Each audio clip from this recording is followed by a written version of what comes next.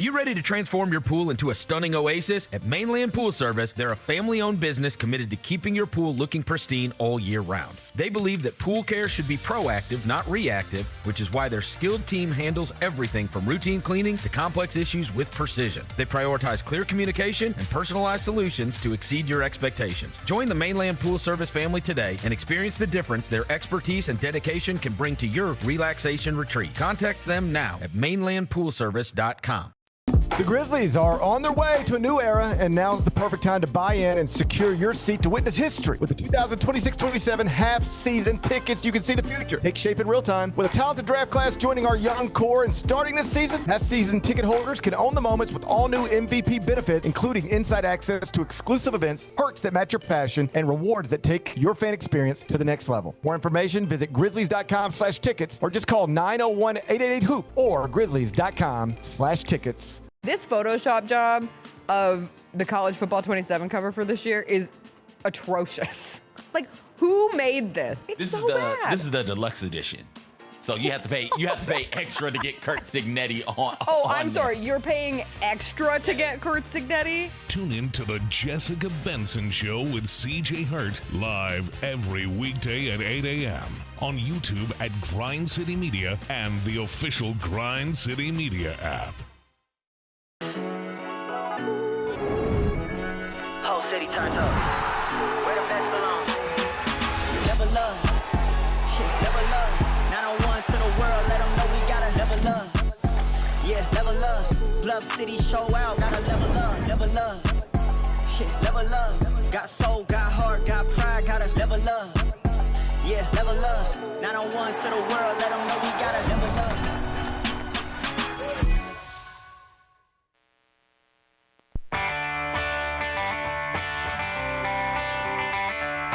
Live from the Built Ford Tough studio at FedEx Forum, it's the Gary Parrish Show on YouTube at Grind City Media and the official Grind City Media app.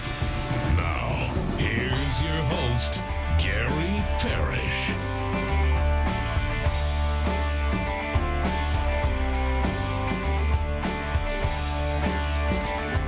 All right, I'm here. My name is Gary Parrish, speaking from Midtown Manhattan, New York City. Bennett Doyle back in Memphis, producing the program. Glad he's with me. Glad you're with me. Hope you're getting through this day best you can.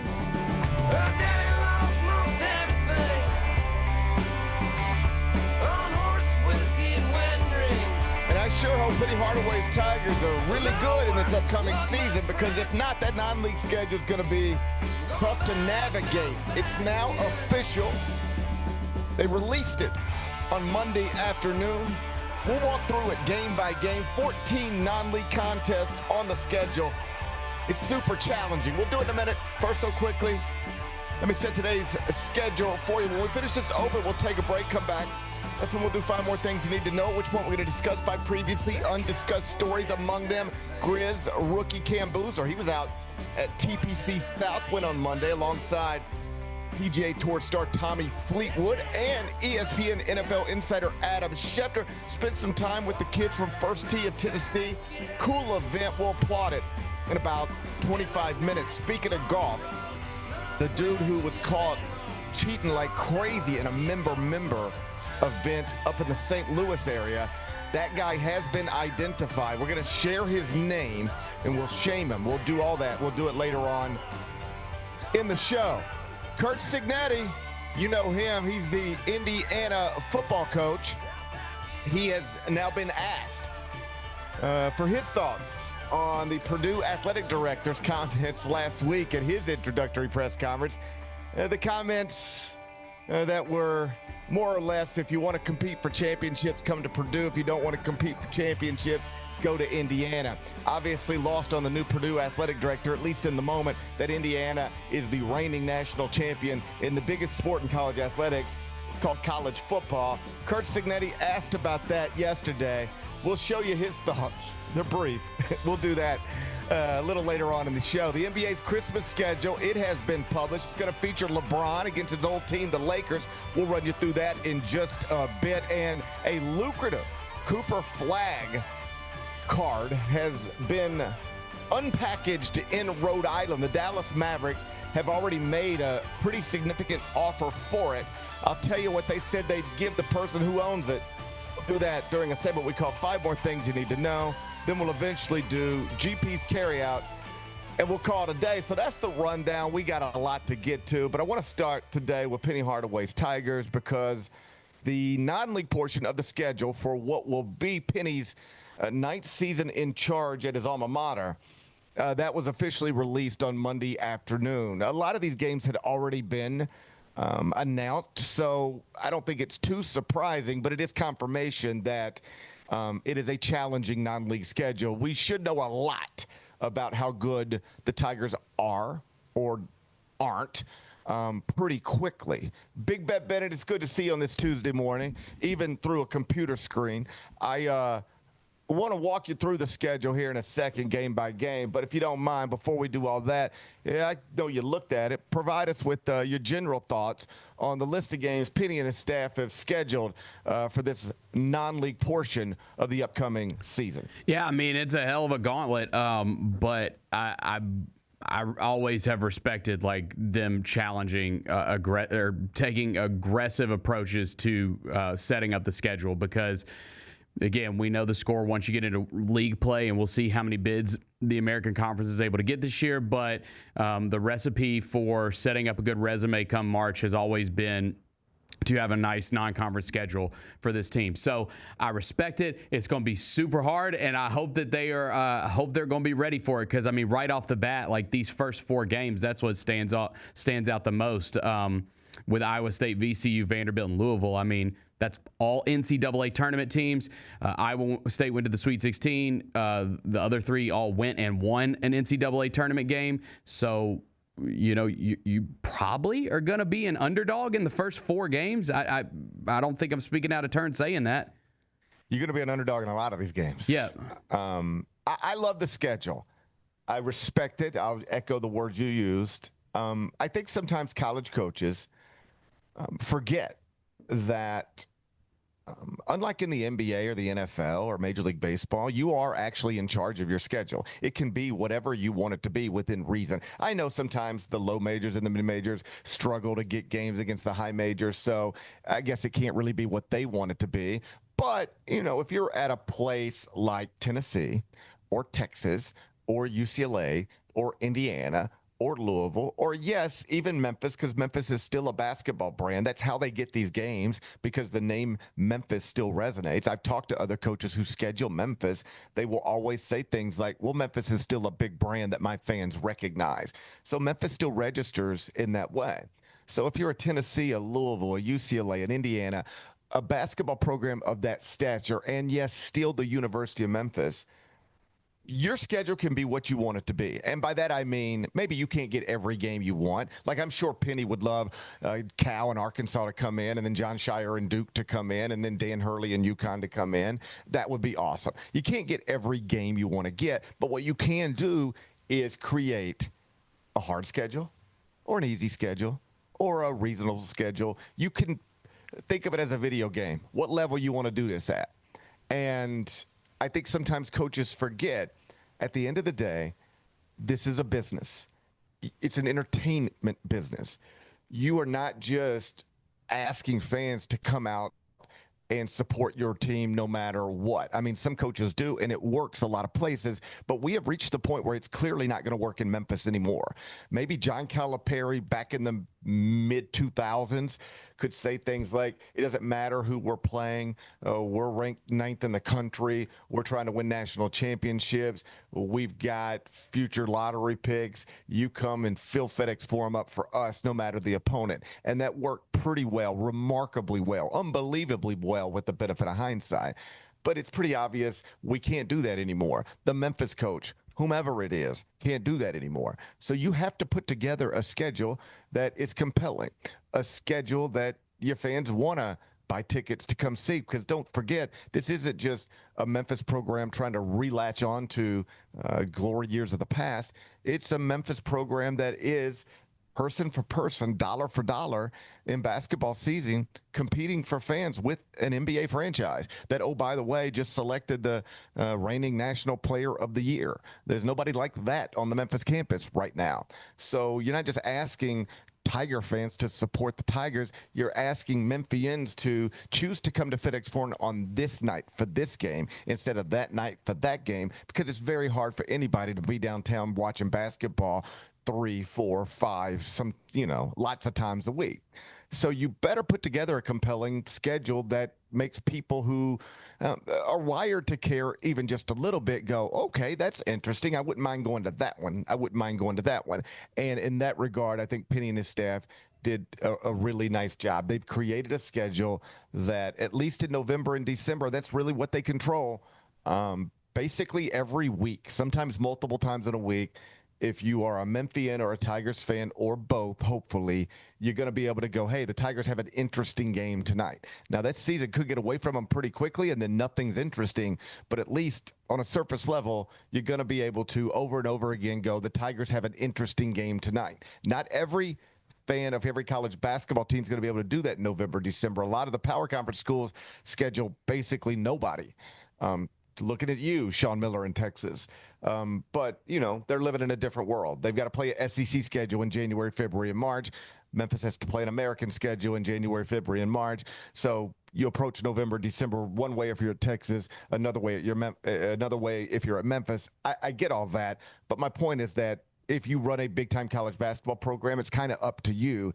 And particularly going into a hot seat year, a lot of coaches would not do what Penny just did. So I respect it, and I applaud it. Because here's the truth. It's obvious to me with the schedule, he's not thinking about his career. He's not thinking about his next contract.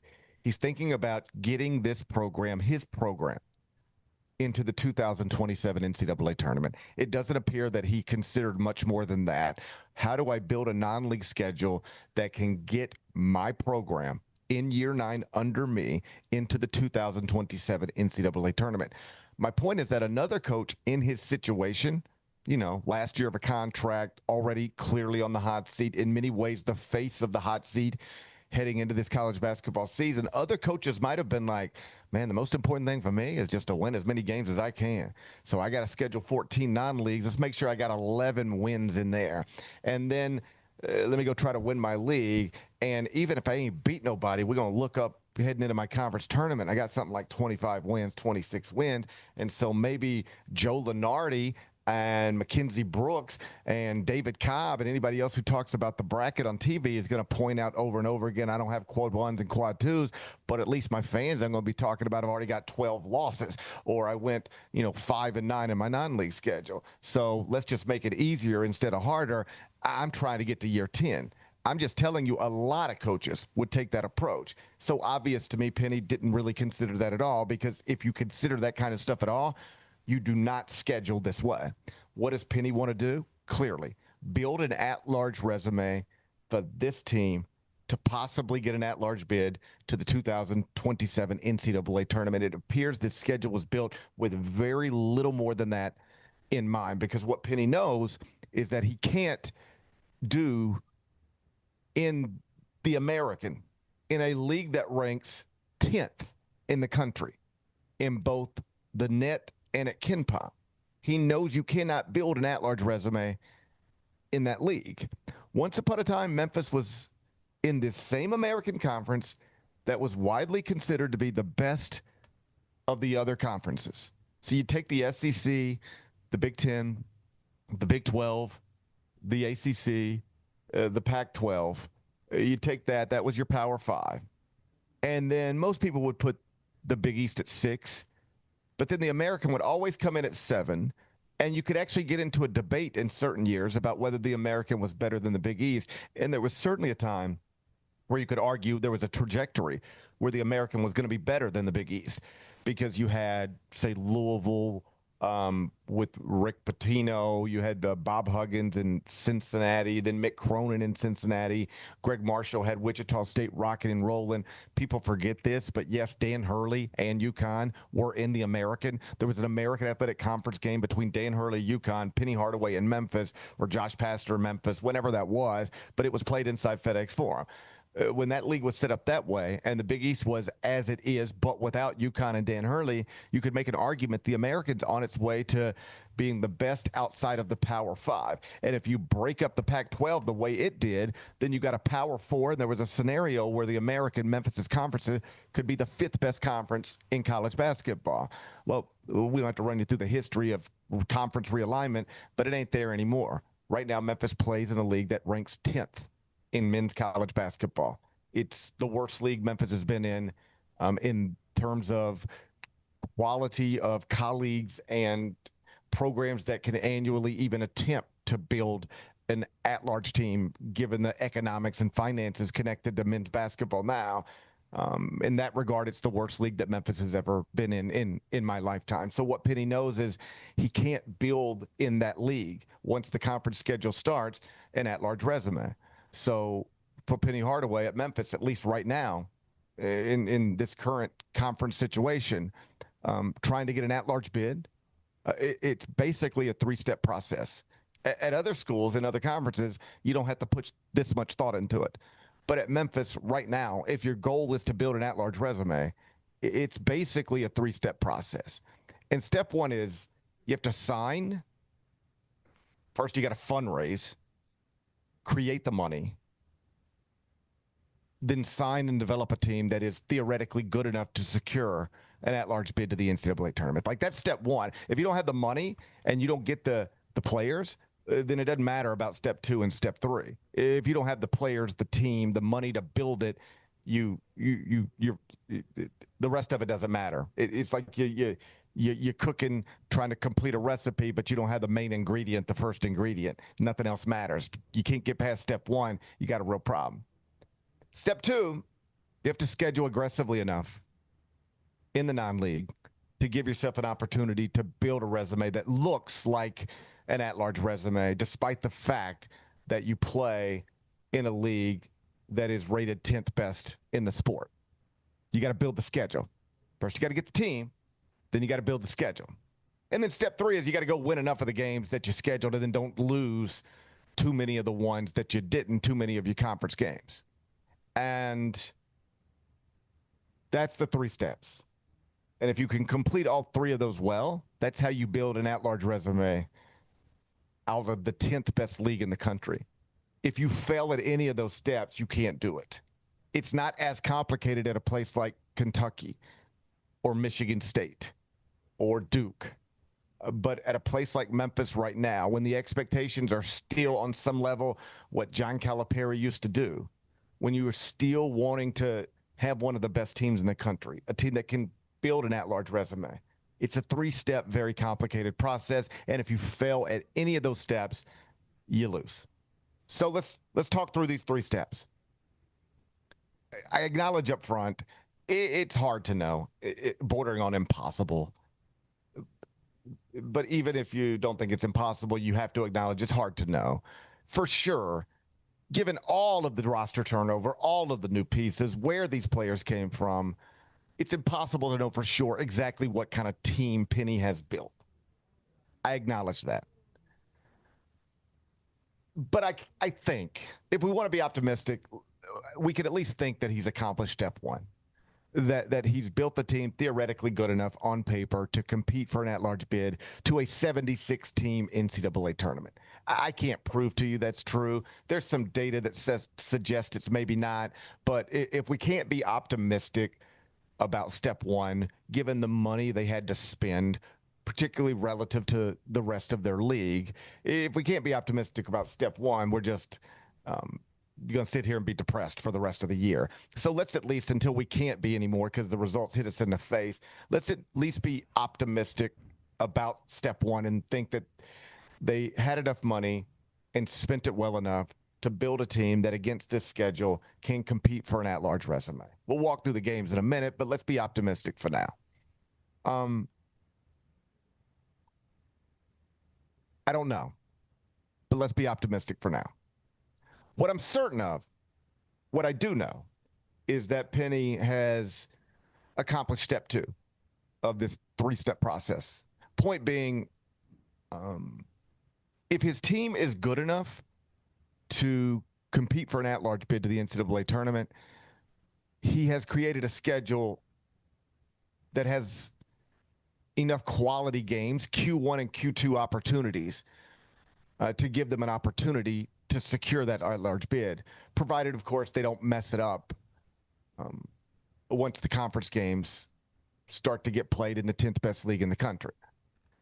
The schedule, we'll walk through it, but it's clearly tough enough where if they do well against it, you're not going to be able to sit there heading into the American tournament and say things like, well, Memphis really didn't play anybody. You could say that about Miami, Ohio last season coming out of its conference. But if Memphis does well against this non-league schedule, Memphis will have done enough against quality opponents to overcome a lack of quality competition in the American. So I think he's got step 2 right. Hope he's got step 1 right. And then step 3, needless to say, we don't get those answers until the schedule unfolds.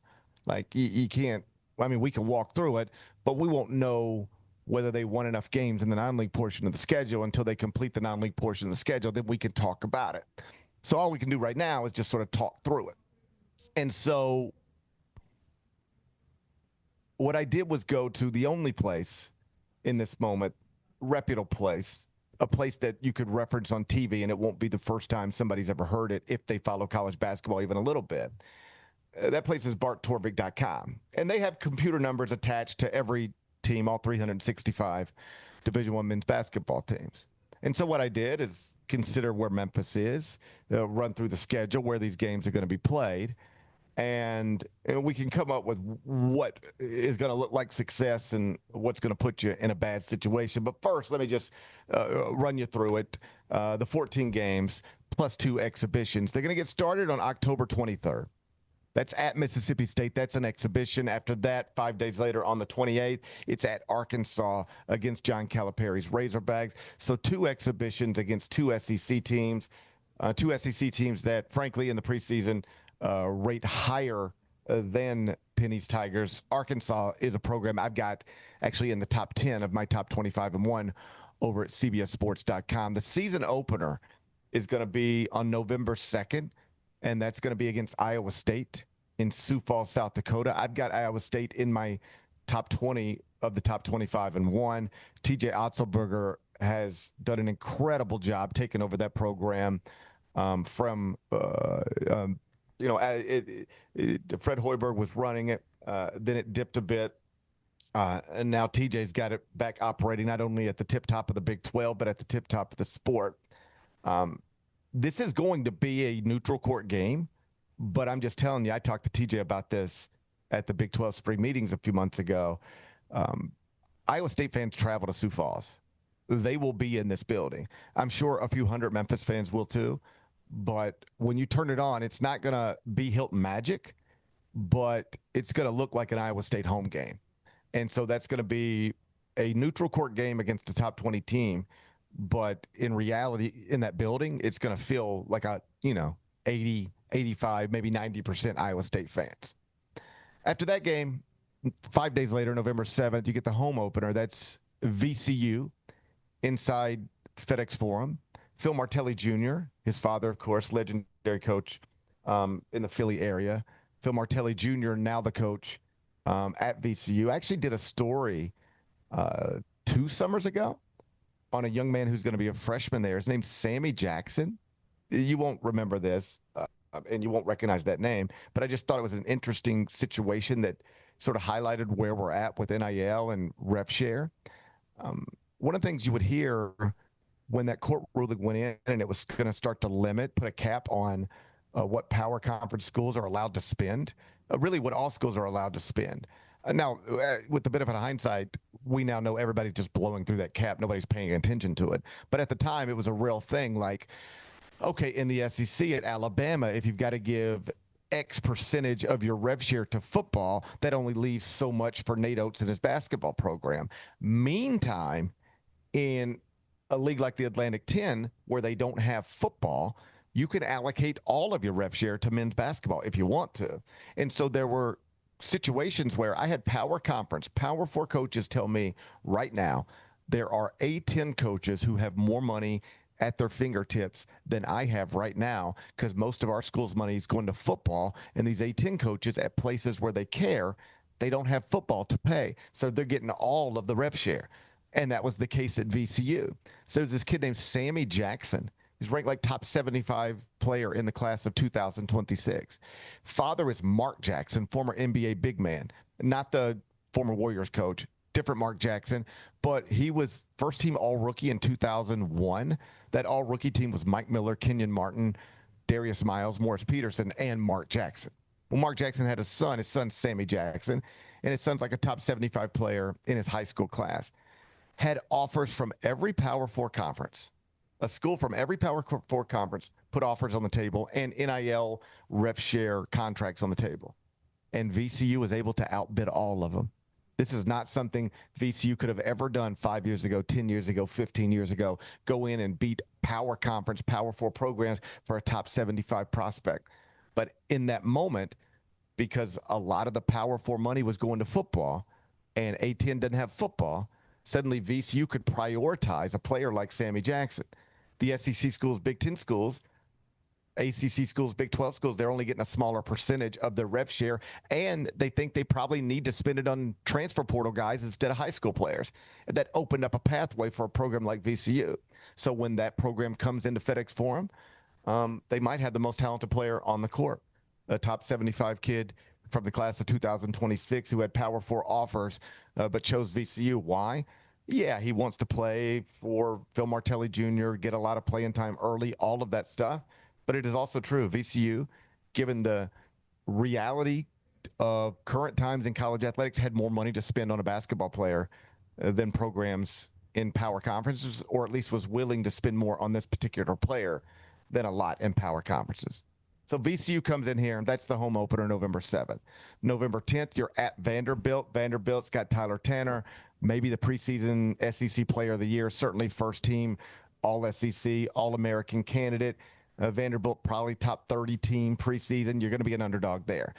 November 15th, that's Louisville inside FedEx Forum. Rivalry game from my childhood. Really appreciate Penny and Pat Kelsey prioritizing this. I know younger people don't care about Memphis, Louisville, but buddy, if you grew up with it, there was nothing like it. And so I know it's not what it used to be, but there'll just be something fun about walking into a basketball arena and watching the Memphis Tigers play the Louisville Cardinals. Those are the best basketball memories from my childhood. I didn't care about Lakers, Celtics, or any of that, Bulls, whatever. It was Louisville, Memphis. It was Purvis Ellison, Keith Lee.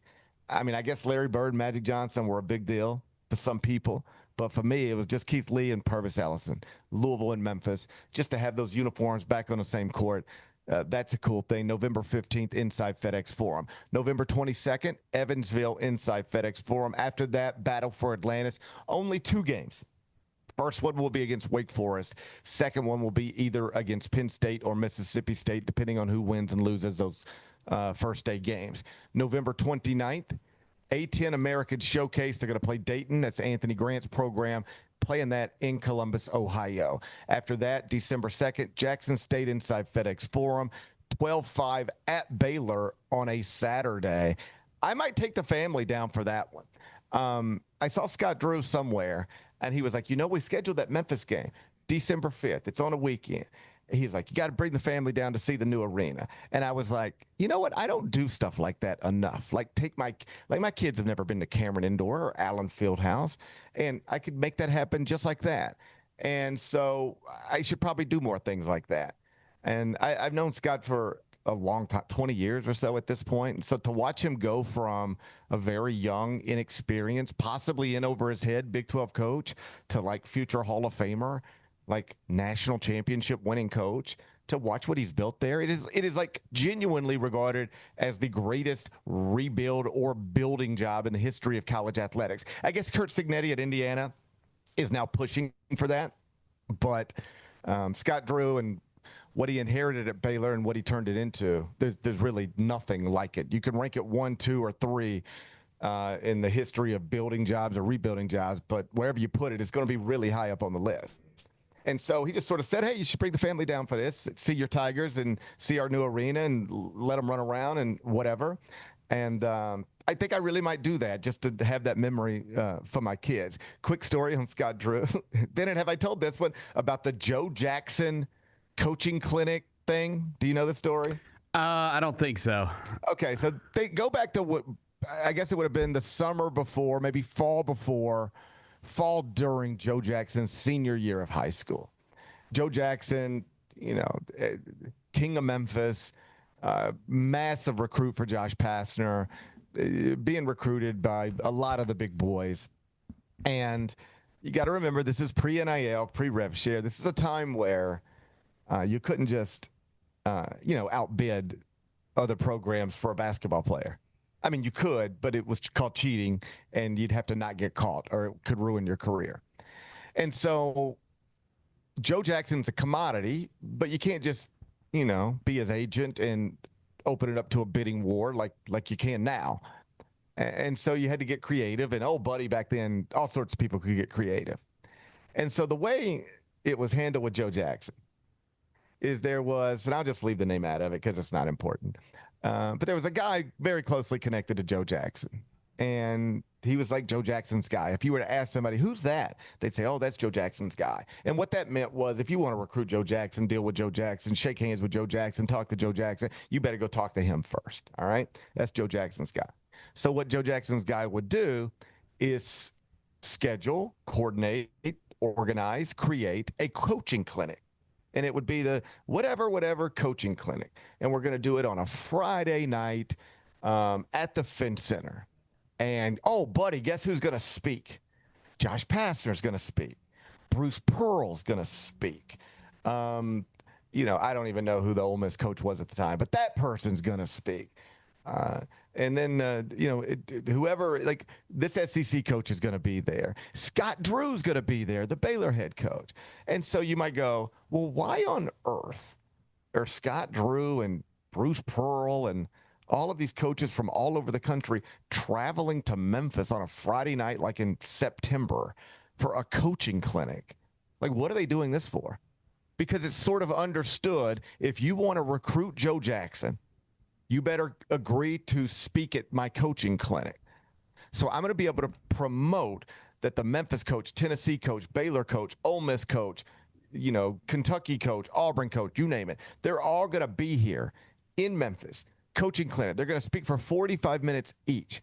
You can come. Hey, high school coach, AAU coach, middle school coach. Hey, just you love basketball and you're thinking about getting into coaching. You can come listen to the Memphis coach, Tennessee coach, Baylor coach, Indiana coach. You name it. They're all going to be here. I'm promoting that. This is my coaching clinic. And all it costs you is $200. It costs you $200, and you can get FaceTime with Bruce Pearl, FaceTime with Josh Pastner. You can listen to some of the best coaches in college basketball, run you through their drills, run you through their practices, talk you through their philosophies. It costs you $200. So then you sell 200 of those tickets. Bennett, you can pull your calculator out, and this is how somebody, if you're connected to Joe Jackson, this is how you'd make money. You tell every coach recruiting Joe Jackson, I need you in Memphis on Friday, September, whatever.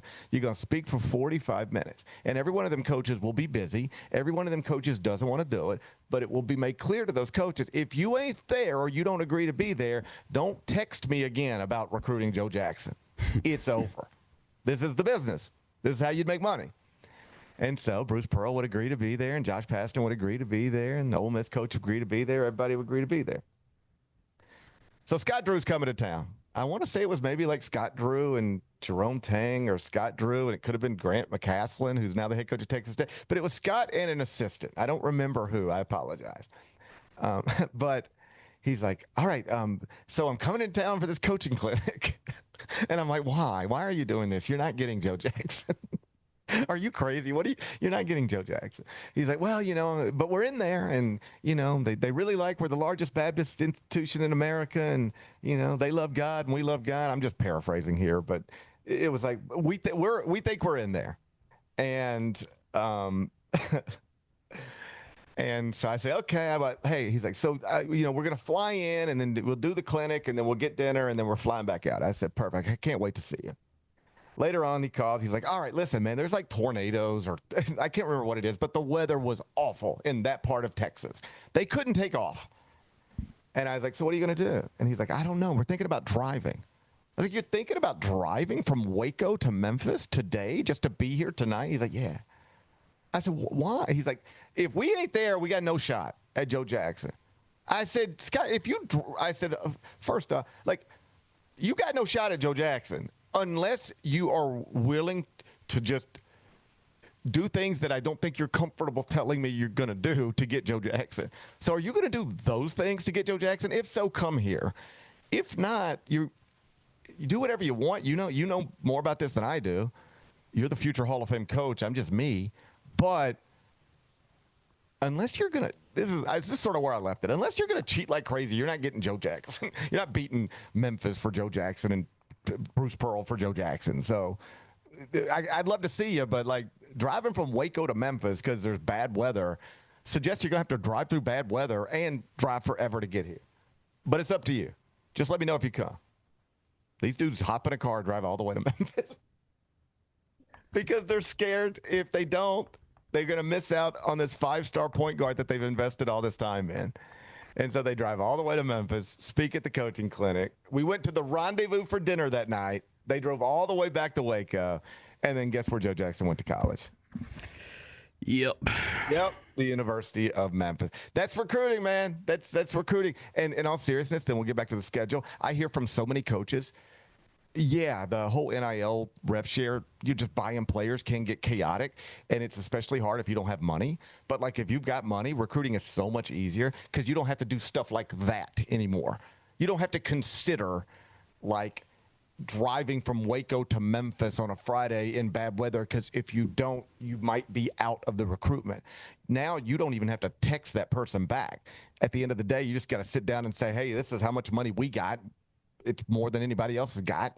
Won't you come play for us? I mean, it's a little more complicated than that, but I've talked to coaches who are going to be in the Hall of Fame someday who told me they don't even text with prospects anymore. They used to be like, so, man, how's school today? So, oh, hey, just checking in. Have a good practice? They'd have to do that every day, texting 17-year-olds every day. Those same coaches now tell me, I don't text anybody. I watch film. I see them in person. I say, bring them in on an official visit. I sit down with them on the official visit, get to know them, have lunch, have dinner, have breakfast, get a feel for them, and then we make the offer.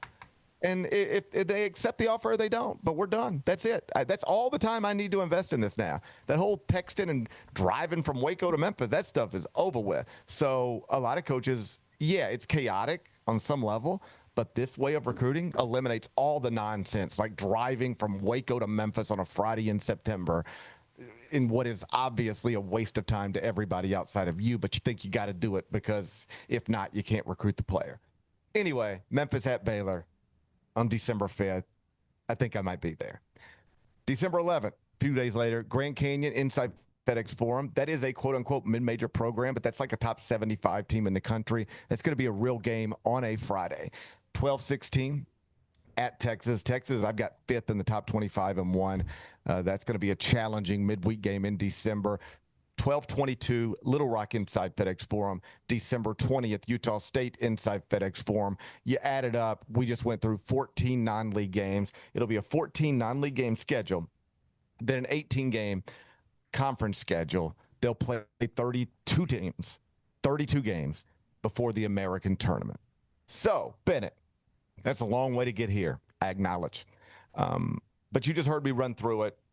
I'll go through it game by game and try to put some numbers on it to clarify it for us. But just on a surface level, I'm sure you can tell that's a challenging schedule. And even going 500 in those first 14, like even getting to 7-7 is going to be very, very difficult and frankly, unlikely.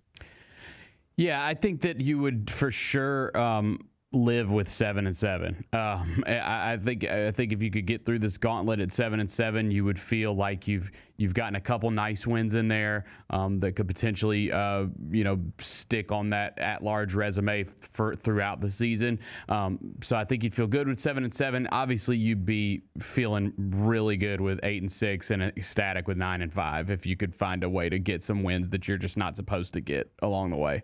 Well, I'm glad you said that. You put it that way because that is what they're going to have to do to achieve success against this non-league schedule. Success in what I think most Memphis fans would label that way. They are going to have to win some games they're not supposed to win. They're going to have to outperform at least preseason computer expectations. And that's why on some level, like I'm with you, I would take 7-7 because I think that's outperforming the computers, frankly. And there's probably going to be some good stuff in there. Even though 7-7 doesn't sound good, like you just look at the schedule, there's probably a nice win or two in there. If you win 7 of those non-league games, you've got nice wins. Yeah. Because there's no way to get to 7 without having nice ones. Right. The problem is just seven and like Memphis fans used to never, or there's still Memphis fans who remember never losing. Right. You know? Right. So I can sit here and explain in great detail why 7-7, this state of the program against that non-league schedule, 7-7 is actually pretty good. I can say that over and over again and explain it with all the data in the world. And there's just going to be Memphis fans who are like, you're never going to convince me going 500 is okay at Memphis. I used to watch John Calipari beat everybody by 27. Then I watched Josh Pastner still win a lot for a while. I'm not going to celebrate 7-7. I don't care what your stupid computers say. And so here's the truth. 7-7 against this non-league schedule is going to be good. It would be considered good. Like if you took it to, other college basketball people, ones who don't live in Memphis. You took it to C.J. Moore, Rob Doster, Matt Norlander, David Cobb. You say, hey, 7-7 against that schedule. That'd be good for Memphis. They would all say, yeah, that'd be really good. I don't know if Memphis fans are going to interpret it that way. And so that's the problem. Let's run through it. Season opener against Iowa State in Sioux Falls, South Dakota. I already told you that's going to be a road game. It's going to be a neutral court game, Right. But it's going to look and feel like a road game. It's going to be all Iowa State fans. That building will be full. A lot of neutral court games early in the year. They're just money makers for event organizers and the programs involved.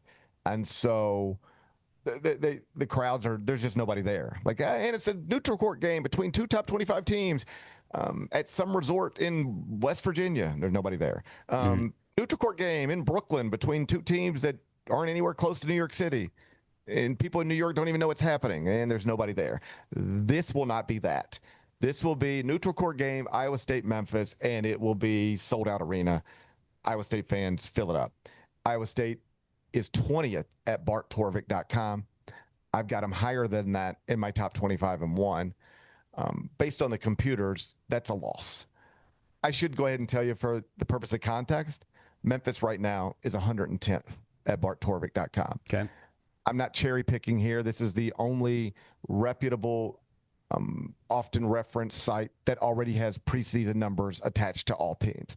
So I'm using the one that's most often referenced and available right now. Memphis is 110th at Torvik. Iowa State is 20th. A game against Iowa State in Sioux Falls is expected to be a loss. You'll be a significant underdog in that game.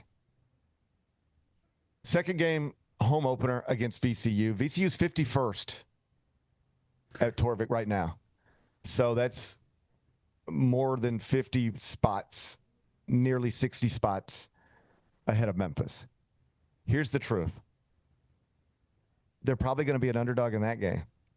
But, Bennett, we can't get off to a rough start. So for the sake of our conversation, can we just call that a win? Well, and obviously we got to see what Penny's team looks like and all that. That goes without saying. But you're also I don't know who they play early on, but you're going to be a little battle tested. You will have played 2 exhibition games on the road against SEC opponents, and then basically a road game against a team that went to the Sweet 16 last year. So you will have gotten your reps in. There's no doubt about it before that one, the home opener. And so, yeah, I would assume that the building's going to be lit, and that's a great home opener for the Tigers. Yeah, I'll give them a win. Hopefully Yeah. that tough exhibition schedule pays off. Let's call it starting 1-1 with a win over VCU. But I'm afraid when you look at the point spread, they're going to be expected to be an underdog in that game. Fair enough. Okay. After that, either way, we got them at 1-1 right now at Vanderbilt. I got a loss there just because it's a road game against a SEC tournament team. It's a road game against a team that is going to get preseason top 25 votes.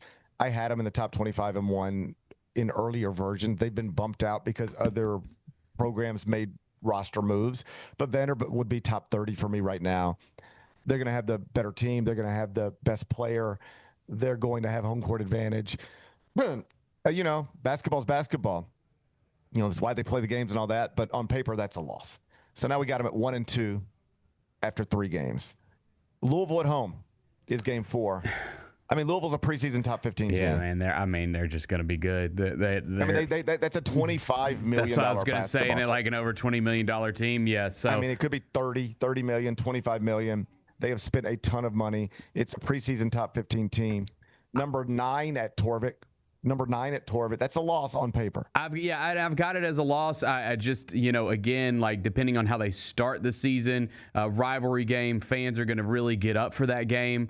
So you never know. That's going to be I think that Louisville will be walking into a pretty hostile environment. So you never know. But they'll have the better team. For They'll have sure. the more expensive team. They'll have the better players. Hey, anything can happen. I've been in enough Memphis Louisville games to know anything can happen. Yeah. But Memphis is going to be an underdog in that game. And if Memphis loses that game, what we have right now is Memphis sitting at 1-3. 1-1. So it's 1-1, 1-2, 1-3 through 4 games. Evansville at home after that. Let's call it a win. Dub. Please. 2-3 through 5 games. Battle for Atlantis. This is the one, though. This, to me, this battle for Atlantis is where you have the potential to, even if you start slow, you have potential to get everybody re-engaged and excited. This is always a big deal, these early season tournaments for the Tigers, as to what the season's going to kind of shape up like. You could go 2-0. You could also go 0-2. 1-1's on the table. Mm-hmm. Here's the truth. At Torvik, they would be the lowest rated team there. They are 110. Wake Forest is 93. Mississippi State is 71. Penn State is 106. On paper, according to Torvik, they are expected to go 0-2. They could go 2-0. These are all winnable games. These are all probably teams that, I'll just keep it factual. They're teams that are ranked between 71st and 110th at Torvik. These are all comparable teams. They could go 2-0. They would be expected to go 0-2. For the sake of our conversation, can we just call it 1-1 in the Bahamas? Sure. Yep. 1-1 in the Bahamas would get us to 3-4 through 7 games. All right? Okay. After that, it's Dayton in Columbus. Dayton is 73rd at Torvik. Dayton's higher rated than you at Torvik, and you'll be playing in Columbus, Ohio, which is closer to Dayton, Ohio than it is Memphis, Tennessee, which means Dayton is going to have what amounts to a home court advantage there. How significant, I don't know. But Dayton is the higher rated team, and Dayton will have a closer thing to home court advantage than Memphis will. On paper, it's probably a loss. Okay. I mean, we've already given the Tigers wins that they on paper are probably losses. We got to be fair here. This was probably a loss. Okay, that's fine. All right, so a loss is going to get us to 3-5 through 8 games. Okay. Jackson State at home, that's a win. Mm-hmm. All right? If it ain't, we got big problems. 4-5. Baylor on the road, a true road game. Listen, anything can happen, but on paper, that's a loss. Okay. So now we're 4-6 through 10. Grand Canyon at home. I'm taking the dub. I'm taking the dub. We got it for our mental health. We have to take the W, but on paper they might be an underdog. Okay. Grand Canyon is 54th at Torvik. Memphis is 110. On paper might be an underdog, but we're taking the dub. That's going to put us at 5-6 through 11 games. At Texas, I'm sorry, buddy. That's a preseason top 5 team to me. They're number 13 at Torvik. True road game. That's barring a massive upset. That's a loss that puts you at 5-7. Little Rock at home. We're going to take that 6 and 7.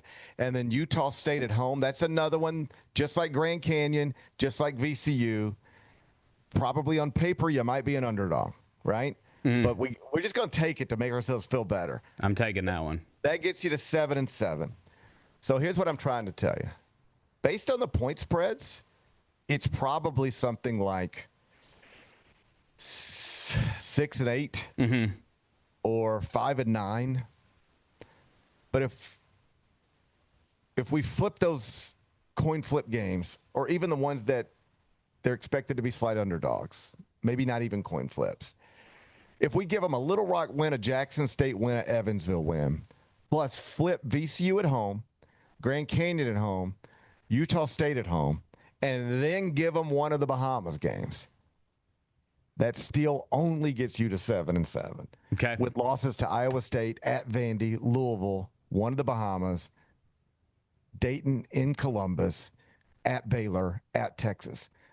We had to stretch to get to 7 and 7, Bennett. We had to be that the most optimistic thing we could do really only got us to 7 and 7. And that's fine. I mean, I would also throw out, like, obviously, you know as well as anybody how weird college basketball seasons can get, very weird. And the ebbs and flows. So, like, the reason I feel comfortable with 7 and 7 is I could see a scenario where they drop a Grand Canyon game, but win one they're just not supposed to win at all. So I think that's something that could likely happen. I'm comfortable with 7 and 7 for sure. The way we just ran through it, and I had not run through it quite like that until we just did it live. I think you'd be foolish not to take 7 and 7 because it's going to be hard to get to 7 and 7. I mean, we had to that VCU. It's all going to come down to VCU, Grand Canyon, Utah State, Bahamas. Yes, that's 5 games. That's 5 games right there. I'd maybe throw Dayton in there too. The home games are all just massive games. Even Louisville, like those are just massive games for the Tigers. They are. It comes down to this. Fans got to show out. Like these home games early in the season are huge. Yeah, but like that Louisville thing's going to be tough. I don't care who shows up. For sure. Out. I got you. I think it really does come down to this collection of games. VCU, Bahamas, Dayton, Grand Canyon, Utah State. I think that's the... And Utah State's in February, worth noting. Right. It's VCU, the Bahama games, Dayton, Grand Canyon, Utah State. It's those 6 games. Because in theory, you're going to be underdogs in more of those than you are favorites in those. Right. But I think all of those games are going to be something like 1.5, 2, 2.5, 3, 3.5, 4, in that range. It's going to be those 6 games. You're going to be heavy underdog, at Texas, Louisville, at Baylor, I think. Those are going to be hard. Mm-hmm. But you've got 6 games, some at home, some of them neutrals, but 6 games that could, I think, reasonably go either way.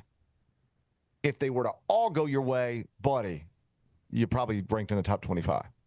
If none of them go your way, we start having awkward conversations. Can you get half of them to go your way? And that's really what we're trying to do. Mm-hmm. That's what we're trying to do here. Get about half of, but that's my point. It takes about half of those going your way just to get to 7 and 7. Yeah. Yeah. I mean, just these games that look like on paper, barring you either got to play out of your mind or you better be way better than anybody thinks you are. You've already got losses to Iowa State, at Vandy, Louisville, at Baylor, at Texas. I mean, there's just 5 right there that are just hard, even if you're good. Those are probably 5 losses, even if you're good. Like, let's say Memphis is even legitimately a top 50 team in the country. Right now, they're 110th at Torvik. Let's say they're really legitimately, we go, you know what? Memphis is top 50. Memphis is top 50 in the country right now. You still probably got 5 losses. Just even if you're legitimately one of the 50 best teams in the country, there's probably 5 losses there. So you got to really outperform to get to 7 and 7. I'd take 7 and 7. Yeah, Memphis fans, just trust me. If Penny's 7 and 7 through 14, and I know the 14th comes later, but if he's, let's just say, 7 and 6 or 6 and 7 through 13 before we get to Utah State in February, If he's 6-7 or 7-6 through those first 13, I know on a surface level it ain't going to be like the glory days. Just know he has done a nice job against that schedule. Just know he's done a nice. And if he could come through at something like 8-6 or 9-5 and then win the American, you ready? He's he's almost certainly in the National Coach of the Year conversation. This schedule is very difficult. 7-7 is going to be good in those 14 non-league games. Yeah, I completely agree. Again, I know like that just doesn't sound good, obviously, when you just hear it. But with the field expanding, this is the way for Memphis to avoid that uncomfortable spot of having to win the American Conference tournament to get a spot in the NCAA tournament. This is the way to avoid that. I think that the American, depending on like how good one of the other teams at large resume looks, it could be a 2-bid league. I don't think you have to be the conference tournament champion with 76 teams now getting in the NCAA tournament to get in from the American. So this is how you do it if you're Memphis. To circle back to the 3-step thing. Step 1, get the money, sign the players, develop the team that's good enough to compete for an at-large bid. There's no way to know whether they actually did that, but we're going to be optimistic and think that they probably have, or at least we're going to be hopeful and hope that they have. Step 2 is put together, when you're in the 10th best conference, you got to put together a non-league. Like most of these schools, East Carolina is not trying to build an at-large resume, all right? UTSA is not trying to build an at-large resume. And they are not. I can confirm. They are not. Memphis is probably the only school in the 10th best conference in the sport actually trying to build an at-large resume. And the only way you can do it is by creating a challenging non-league schedule with lots of Q1, Q2 opportunities. Ole Miss doesn't have to schedule this way. Their Q1, Q2 opportunities are coming in the SEC. Baylor doesn't have to schedule this way. Their Q1, Q opportunities come in the Big 12. If you're trying to create at-large resumes out of the American, this is the schedule you have to put together, something like this. Nobody else in the American is going to do it. Penny's trying. 3-step process to build an at-large team at a place like Memphis in the 10th best conference. You got to raise the money, sign the players, develop the team. We're hopeful they did that. Then you got to put the non-league schedule together. I'm certain they did that. Then you got to go win enough of the games. Won't get those answers till November, December. But he's at least set himself up to give it a shot. Think of it as a video game. He's put it on the hardest level. Now let's see if he can play it at the hardest level, compete at the hardest level. If he can, it's going to be a great time. But at least what some computers are suggesting right now is that relative to where the Tigers are ranked in the preseason, the non-league schedule could be a little too hard for them, maybe a lot too hard. But if so, we can have that conversation another day. For now, let's just applaud the effort. Penny and his staff have put together a compelling non-league schedule for Tiger basketball. Hopefully they do well against it. Be back in a second. The Grizzlies are proud to team up with Prime Global Group, a company on a mission to redefine real estate investment. By leveraging deep experience, strategic insight, and robust resources, Prime Global Group is shaping a smarter, socially responsible future. Whether you're an investor or simply curious, now's the time to explore innovative strategies that align with your values. Join the movement and discover how you can be a part of this exciting evolution. Visit primeglobalgroup.net to learn more and connect with the team today. That's primeglobalgroup.net. The heaviest metal credit card of all time. Rumored to be one of only 18 in existence. Plated with the very same tungsten that forged the International Space Station. And wielded at business dinners like a samurai sword. It's a classic corporate power move. But the real power move? Having end-to-end visibility on your most critical shipments. FedEx, the new power move. New Amsterdam Vodka is an official partner of the Memphis Grizzlies. It's the only exceptionally smooth vodka that is 5 times distilled, 3 times filtered, and rated 93 points. New Amsterdam believes wins big and small become legendary when you celebrate them with your crew. So here's to the blue, white, and gold, the Memphis grit and grind, and reliving winning moments big and small with Tennessee's favorite basketball team. New Amsterdam Vodka. Find your wins. everybody says about you, they're like, he wins at every level, right? He won in high school, he won in AAU, he won in college. Just explain to me how. Like, what is winning basketball? I mean, I think it's just showing up every day. You know, I don't cheat the game. I show up at work, I have high energy, great coaching. First and foremost, I've always been surrounded by great coaches and players who really want to buy in and win. People talk about my winning, but you can't do that without a team. The Chris Vernon Show, live on weekdays at noon on YouTube at Grind City Media and the official Grind City Media app. Stay on top of everything happening in the 901, the Mid-South, and beyond with Grind City Media's e-newsletter, bringing all the news and notes directly to your inbox. Lang's World, always by Lang Whitaker, touches on the biggest stories in the world of sports and pop culture, while Michael Wallace's Grizzlies Insider brings you all the latest coverage and analysis around the Grizzlies and NBA. Don't miss a thing. Stay connected to the conversation and sign up to download the lowdown today at grindcitymedia.com.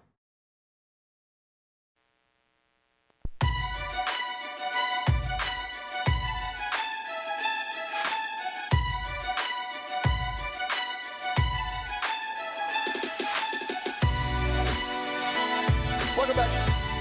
Parrish Show. I'm in New York City.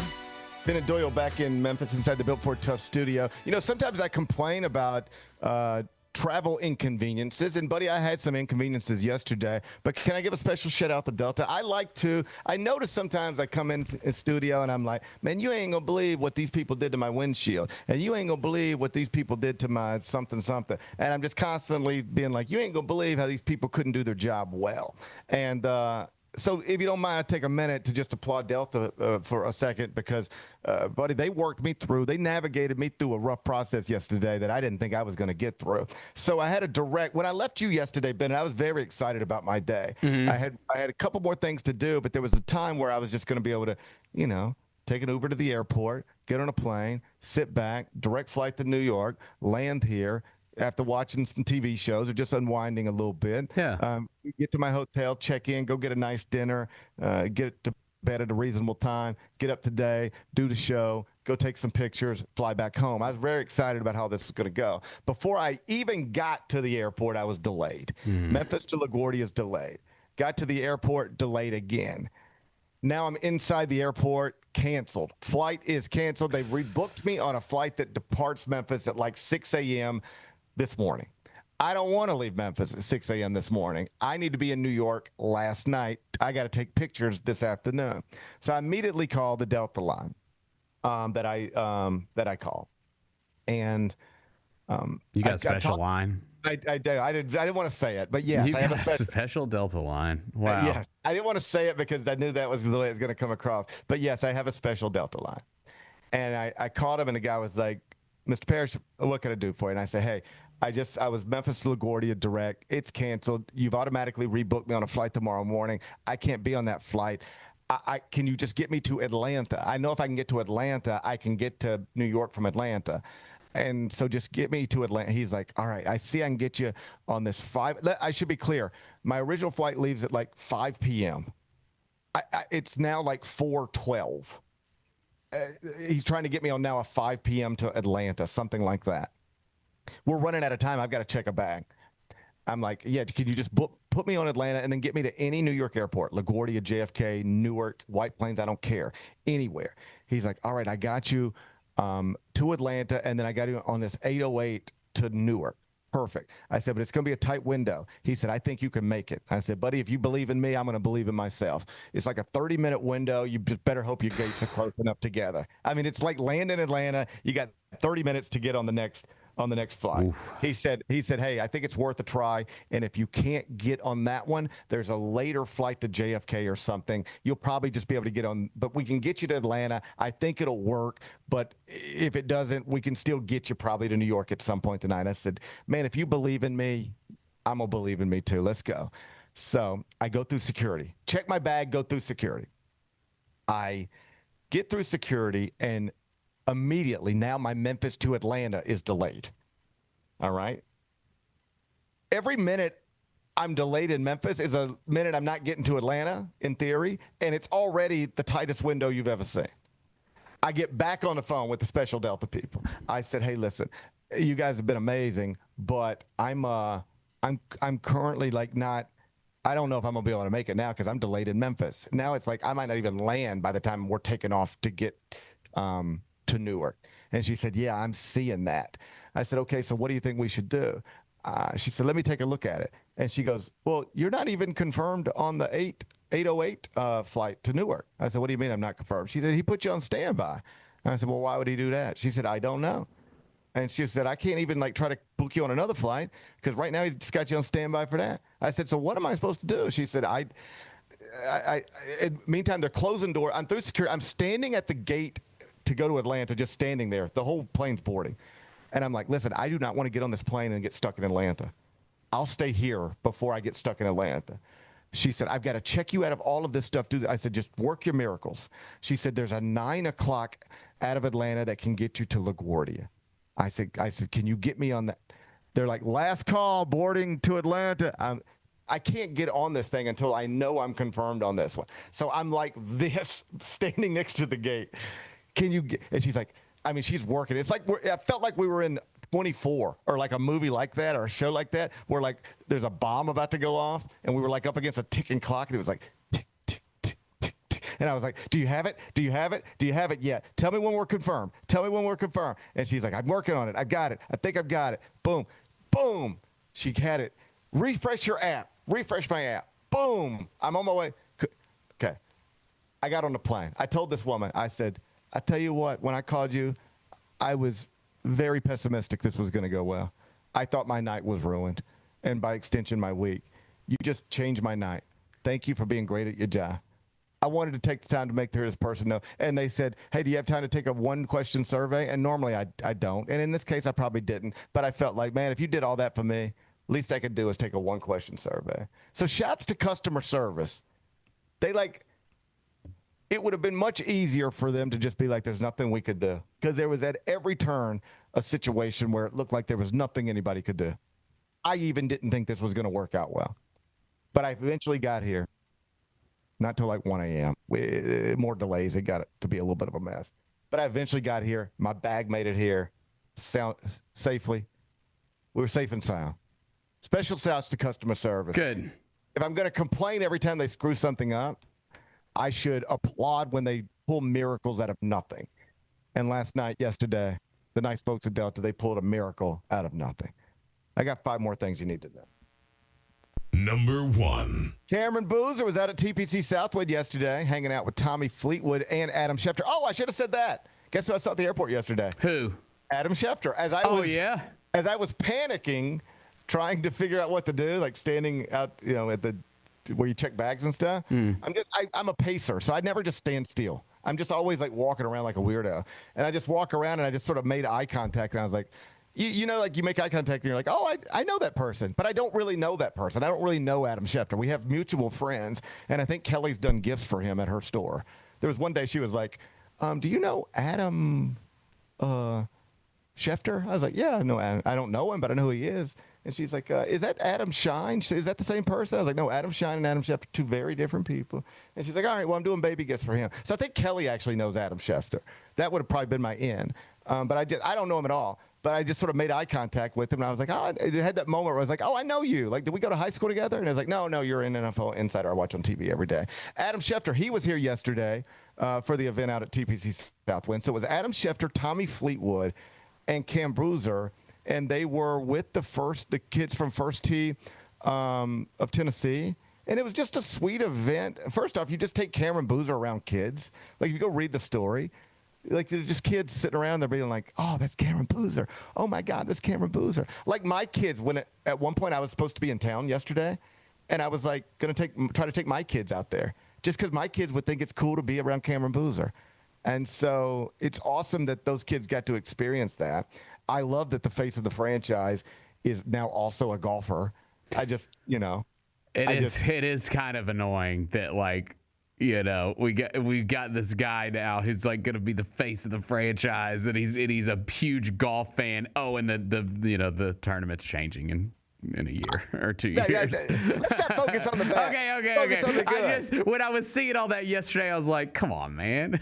There's some faces of the franchise. Like, if you just said, hey, Gary Parrish and Chris Vernon, go spend some time with the face of the franchise.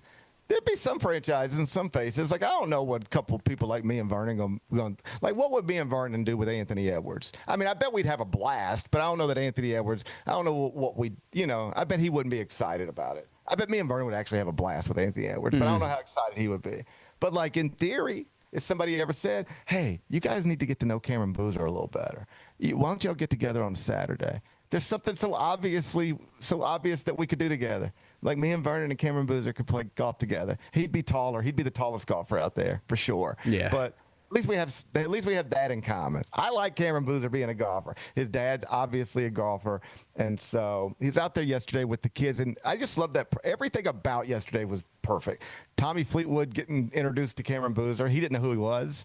Adam Schefter sort of making that connection. The insider, making sure Cam Boozer knows who Tommy Fleetwood is. Tommy Fleetwood knows who Cameron Boozer is. And just being around these kids who work in this program that hopefully opens up a pretty exclusive sport to kids in the area who otherwise would never be exposed to it. There's a lot of sports. Football, you just grab a football, grab a couple buddies. You can go outside and somebody can be Peyton Manning. Somebody else can be Lamar Jackson. Let's throw the football around. That ain't too hard. Soccer, I mean, you can just kick it against a wall, right? You can juggle, just tap it around, dribble through cones. Like, there's a lot of ways to just play soccer by yourself. I don't think anybody really needs to teach you soccer. I can remember as a kid, just in my backyard, just touching the ball nonstop. You could practice soccer by yourself. And I know you can practice and play golf by yourself, but, like, you never even get to that stage. You got to have clubs. You got to have balls. You got to have a place to hit balls. Who's going to take you there? Do you have the money to do it? There's just so many obstacles in front of so many kids. You see somebody my age who's actually, like, you see them and they have a great golf swing. You can almost ask them, what did your parents do? You could almost assume where they came from based on the quality of their golf swing. Like, my producer on the Eye on College Basketball podcast, his father's a doctor. And from nothing more than that, before I'd ever seen him play golf, I was like, I bet he's good. Somebody was like, how do you think he is? I was like, I bet he's good. Why? His dad is a doctor. You just grow up. My dad cut meat, all right?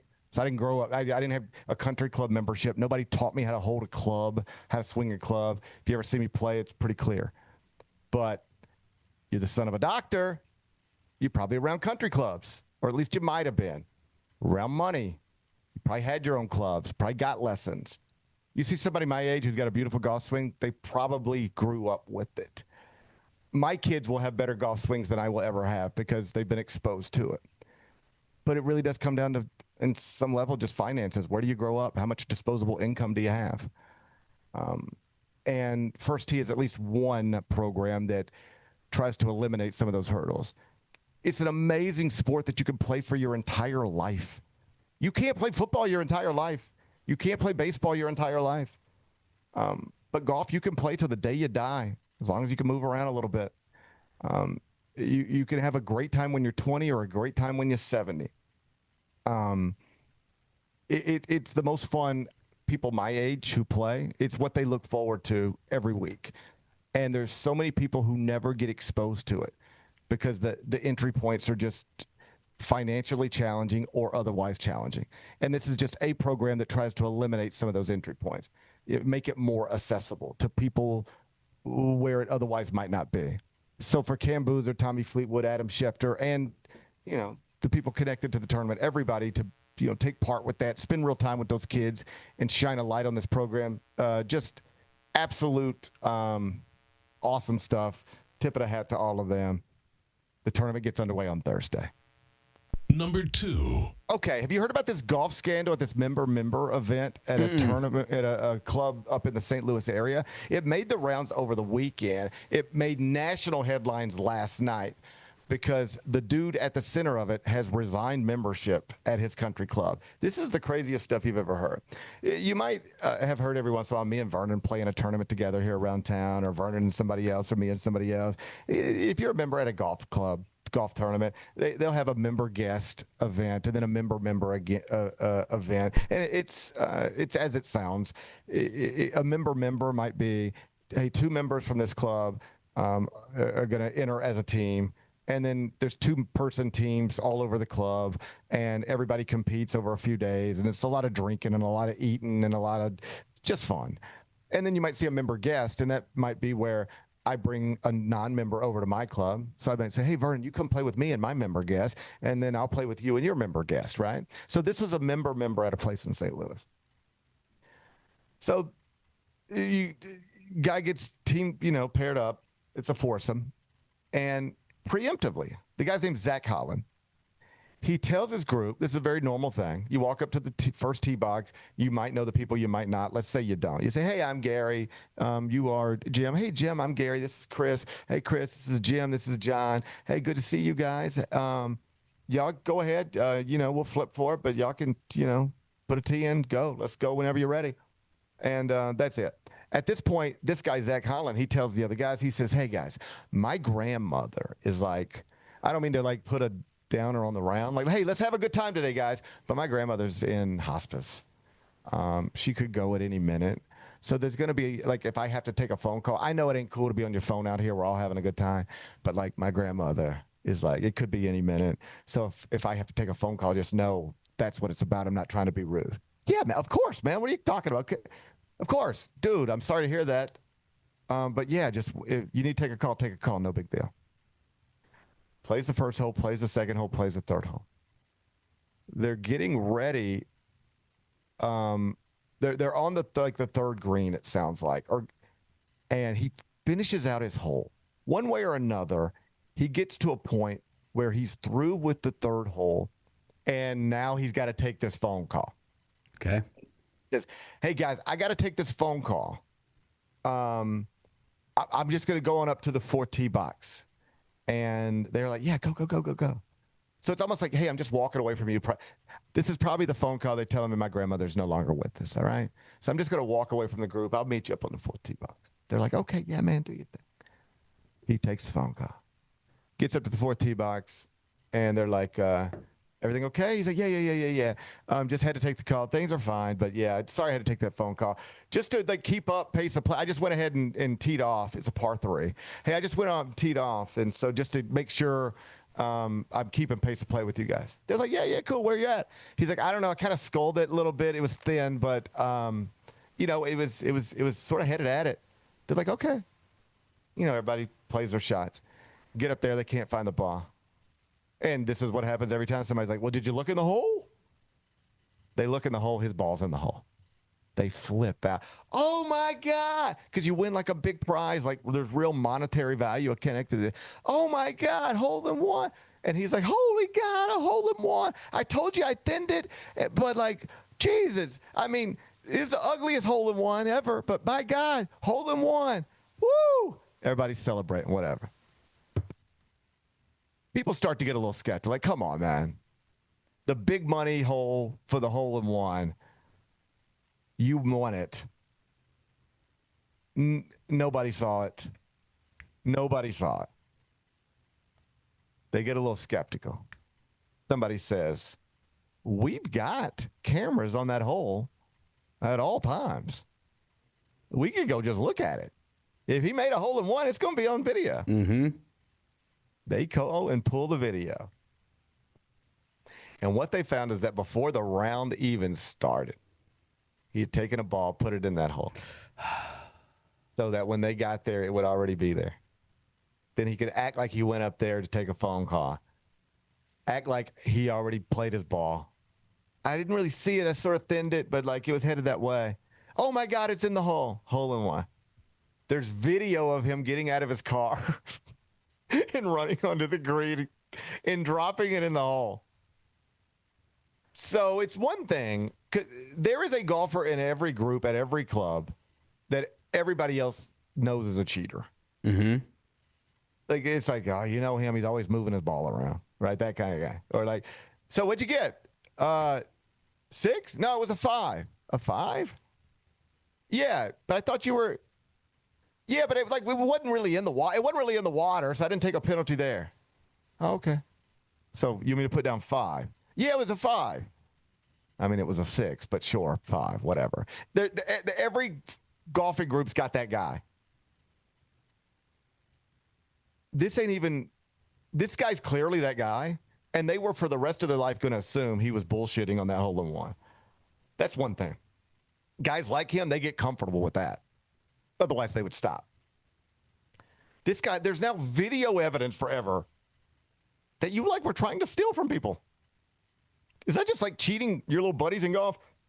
You were trying to win a prize, cheat other people out of money, and there's video evidence of it. So he had to resign his member. He's done. Oh, yeah. He went on radio to talk about it. Come on. And defend himself? No, he went on 101 ESPN in St. Louis, the big FM station in St. Louis. Yeah. He said, you do something as dumb as I did, there are consequences for that. He said, there's no excuse for what I did. I was completely in the wrong. There's really no motivation, just complete stupidity. And we were giving 2 shots back to the field, and that's not an excuse. He's trying to rationalize it. There's no excuse for what you can't, that is so out of bounds. Somebody would get beat up over that. I mean, that's so out of bounds. That's not in golf, this is very normal. Somebody's in the rough, they improve their lie. Somebody's behind a tree, they move it a little bit. Sort of the way with my friend groups, we just sort of establish, how are we doing this today? Like the very normal thing in golf is hey, you can get a club link. People be like, hey, you get a club link. And what that means is, if you happen to hit a ball and it's behind a tree, you can get a club link. Move it a club link in the direction. Hey, you're in the rough. Hey, if you want to improve your lie a little bit, as long as everybody's cool with it and everybody's doing it, that's fine. We're not pro golfers. We're not out here trying to, this is hard enough as it is. If you want to improve your lie a little bit, as long as everybody's doing it, that's fine. And then there'll be sometimes, like this past Sunday, I was playing with a group and they said, hey, today, they said no Wimbies, because that's what we turned a club link. It'd be like, yeah, you can get a club link, to man, I might need a Wimby here. I might need really 7 feet 5 inches. I'm more in a club length. I might need to get a Wimby to get up from behind this tree. Man, I'm gonna need a Wimby, get an angle out of this. So it was like, hey, no Wimbies today. We're not touching the ball today. Ball down, play it, because we're trying to get ready for another tournament. So let's just play it. Don't touch your ball. Wherever it's at, that's where you're playing. Okay, fine. As long as that's what everybody's doing, that's what everybody's doing. And I think that's the way most people play golf. How are we doing this today? What are we okay with? What are we not okay with? Let's go play. And then there's people like this, and this is just a whole nother level. This guy would never be able to show his face at any golf club in St. Louis again. He is now famous for the worst reason. I can't imagine being good at golf and wanting to play all the time and then doing something like this to just ruins you. His buddy's going to have to move. He's going to have to move to another city, but he gets what he gets. Zach Holland, you might be an awesome husband and father. I don't want to judge you in those ways, but you are a terrible, terrible member of a golf club, and you proved that, and we have video of it.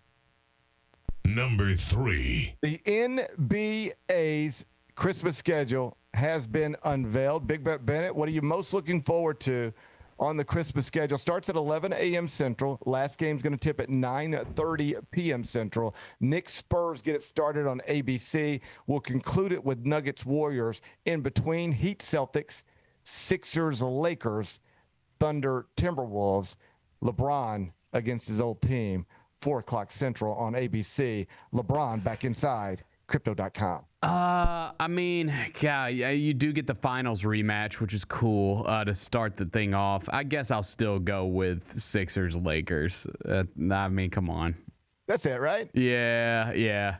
LeBron against this will be the first time LeBron James has ever played against a team that more or less told him, we don't want you anymore. You're not a priority anymore. Every other time in his career, the team that he played for the year before would have killed to keep him. Every other time in his career.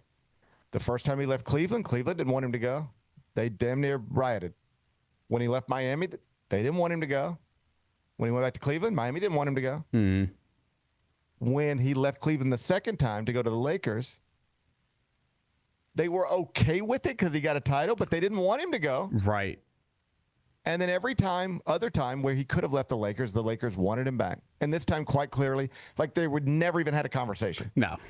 They never even did. It was like, you don't want to be here anymore. We don't want you anymore. We are committed to Walker Kessler and Austin Reeves and Luka Doncic.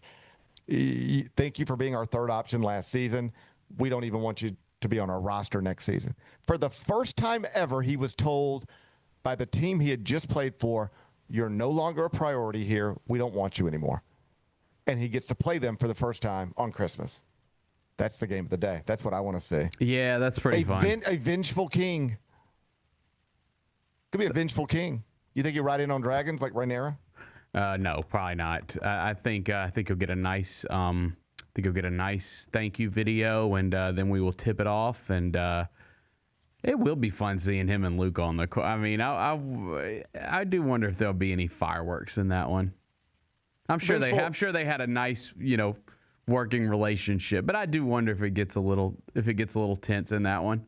Well, that's going to be for the first time ever. LeBron James going to be playing against a team that told him they don't want him. Yeah, and also playing against a player who that team said we'd rather build around him than right. you. Now, obviously, it's all age related, but undeniably, they picked him over you. There was a moment where I bet you LeBron James thought the 2026-27 season would be him, Anthony Davis, and the best things they could put around that to win a championship. But then because Nico Harrison is a dum-dum, Luka Doncic became available. And at that moment, because Nico Harrison's a dum-dum, LeBron James' career changed. His life changed. Because suddenly the Lakers lucked into a 25-year-old phenom. Otherwise, they would have never had. So then they pivot directly into the Luka Doncic business. But think about this for a second. If Nico Harrison isn't a dum-dum, LeBron James probably finishes his career with the Lakers. Right. It's probably LeBron James, Anthony Davis, and whatever else they could do. That's probably what we're doing right now. But Nico Harrison was a dum-dum and made Luka Doncic available. And the Lakers said, well, we were planning to just ride this LeBron James, Anthony Davis thing out, but now we can get Luka Doncic, and if it costs us Anthony Davis, it costs us Anthony Davis. So bye-bye AD.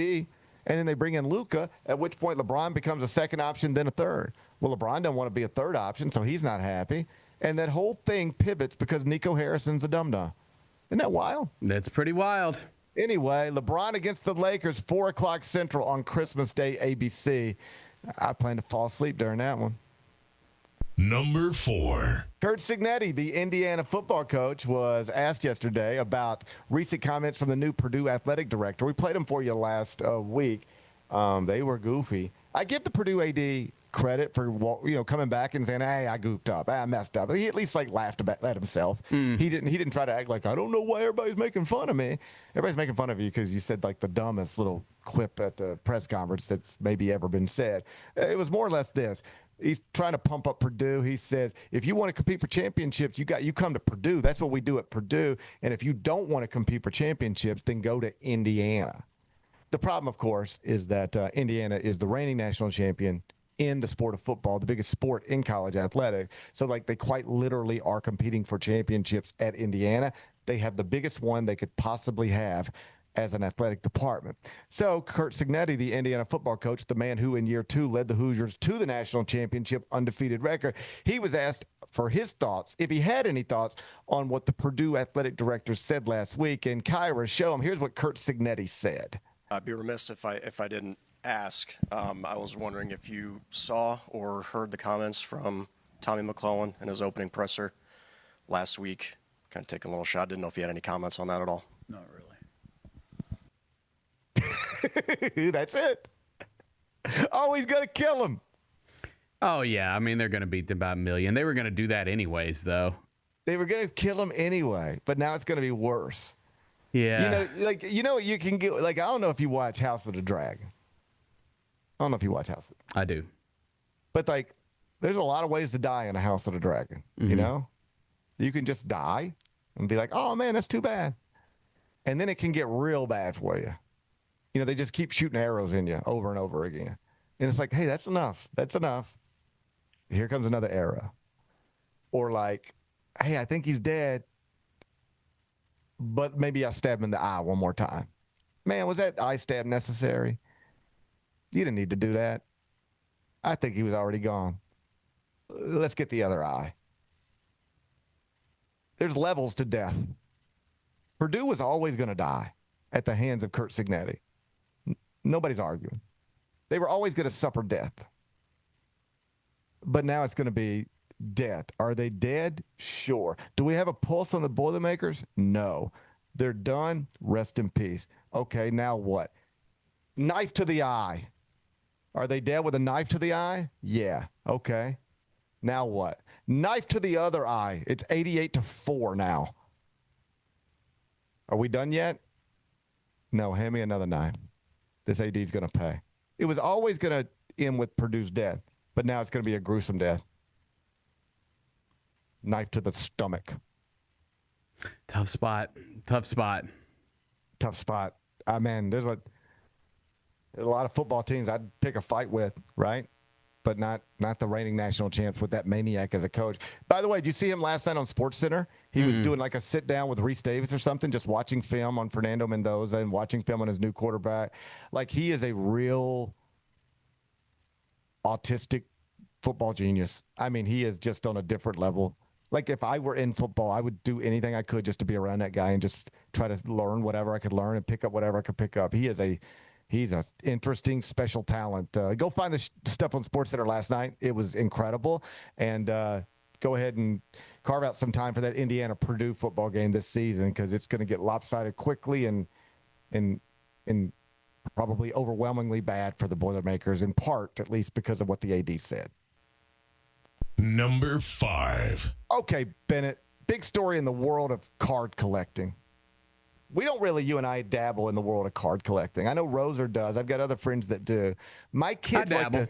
Do you dabble? Yeah, I mean, I got a pretty nice collection. Not that I don't buy a ton of cards, but I have a lot of cards. Okay, my kids like to say they collect cards, and by that I mean if we're ever around them, they want to buy them because they collect them, and then I'll say, do you just collect them and put them on the stairs? Because that's the only place I ever see them. I just have to move them out of the way while I'm walking upstairs. And I was like, do you collect them and then organize them just like in the corner of your room? Because that's the only place I ever see them. So I would love nothing more than for my kids to actually collect cards, because I have an incredible collection from my childhood that I think is probably interesting on some level. And it's just all put up because I will never take it out until they are serious about it. I bought everything you need to buy. Every book, every sleeve, everything, I've done everything a father's supposed to do. And they can't stay focused. So I'm not in that world. I want to be in that world someday. I think it'd be a great thing to bomb them, but at this point, it's up to them. They're going to have to learn to organize and keep up with stuff. I ain't half-assing nothing. We're either going to be card collectors or we're not. Yeah. All right? So right now we're not, but I'd like to be. Anyway, huge story in the card collection business. Cooper Flagg. He had a coveted one-of-one numbered rookie debut patch, autograph card. That was, they put it in a package somewhere and just out in the world. And I guess it's a big thing. People like to buy boxes of cards, packs of cards, and just open them on camera and be like, yeah, it's like a lottery ticket. It's like, think of it like scratch-offs or lottery tickets. That's what it is. People just buying a pack of cards, and like this incredible card, one of one, worth tons of money, millions perhaps, could be there. And it happened yesterday in Rhode Island. There's something called the Rhodey Breakers. It's a division of baseball cards of Rhode Island. Like a club, baseball card club? Yep. Okay. And they were like, all right, we got a pack. And now we're opening it. And they open it up. And there it is, the Cooper Flagg patch. It's from his first, summer league game with the Mavericks. The card is expected to generate bids in the millions. So far, the biggest sale ever attached to a Cooper Flagg card is from an auction in March. That card went for $366,000. This one's supposed to be worth way more than that. But check this out. The Mavericks have offered, and really even before this happened, they had offered a bounty in exchange for the card. Basically said, whoever gets this card, here's the offer for you. What would you do? You get the card, here's what they'll give you. Okay. Premium season tickets. So let's call it lower level, nice tickets. All right. 2 for 32 years. You get 32 years of Maverick season tickets. We're going to call them good tickets. You get a signed Game Ward Cooper Flag rookie jersey, plus a post-game photo with Cooper Flag, a private photo shoot with Cooper Flag, and an expenses-paid road trip with the team, plus various other things. What do you do? Well, first off, these guys are in Rhode Island, so what good can Mavs season tickets do for them? Fair initial point. That's a fair initial point. Yeah, I would not do it. I would want the money for the card. I want $1 million. Okay, I'm good on the season tickets. I think that's what you're and at. the photo up and all that stuff. The thing that my big question. Do any normal people ever pull these cards? Because I feel like the only time I ever see like any of these jersey patch 1 of 1, it's the best card ever, blah, blah, blah, that it's one of these like groups that have like a bunch of bulk of all these boxes and get them. I don't know if like the average Joe just pulls cards like this anymore. Well, I think by definition, just like if you're somebody who's opening cards every day, you're more likely to stumble into something like this than just average Joe. And so perhaps that's why we see people stumble into stuff like this, because they're doing it more often. Like I haven't bought any packs of cards, and these guys have probably bought 1,000 packs of cards. So they are by definition more likely to find it than me. My father-in-law got a good, he used to get on he would, I guess you get like a ticket or something like that, and he would watch like these live streams of them opening cards, boxes of cards, and it would be like, okay, so and so you get this card, and so you get this card. He actually got like a 1 of 1 Russell Wilson card one time that was worth a couple $1,000. But anyways, it's a crazy world, man. You got to devote a lot of time to that world to like make real money off of it. The closest I ever came to experiencing something like that was I would stay with my grandparents over at Robco Lake, Cora Lake, when I was a kid, and there was a 7-Eleven at the entrance of their neighborhood. Mm-hmm. And so you could walk from their house to the 7-Eleven, and they sold baseball cards there. And I got an Upper Deck pack, 1989, and I got the Ken Griffey Jr. rookie card. And that was like the famous Ken Griffey Jr. 1989 Upper Deck rookie card. And I just remember like that was like winning the lottery. So in 89, so I'm like 12 years old. And it was like, oh my God, I got it. And that wasn't like a rare 1 of 1. Like that was all over the place. But that was like, at the time, it felt like that was like $65, $75 card. And to a 12-year-old in the 80s, that was I just won $1 million. What it felt like. Mm-hmm. That's the closest I've ever had to that. But yeah, they just these people in Rhode Island just opened something yesterday that's probably worth more than $1 million. They just won. It's like having a very expensive lottery ticket that you just uncovered. So good for them. Yeah, man, good for them. I think they'll be trying to get their money as opposed to Mavs season tickets and a photo opportunity. But I respect it. Why would the Mavs do this again? Because Cooper Flag wants it? Is that what it is? They probably want to get it back to Cooper Flag or have it somewhere displayed in the arena, or they could do a million things. But they could probably resell it for more than what those season tickets are. They might just flip it to Rosa or something, right? Yeah. So good for them. Good for them. Hey, good for them. Good for them. And hopefully everybody gets so lucky someday. Be back with Carryout. Pressure-packed moment in sports, hands down, has to be shootout in the World Cup. Because I am a casual fan of the beautiful game called football. I wanted to throw up. I wanted to throw up for all of these teams, for every kick. Tune in to the Jessica Benson Show with CJ Hurt, live every weekday at 8 a.m. on YouTube at Grind City Media and the official Grind City Media app. Grizzlies fans know it's the team that gives you the edge. Big River Steel does too.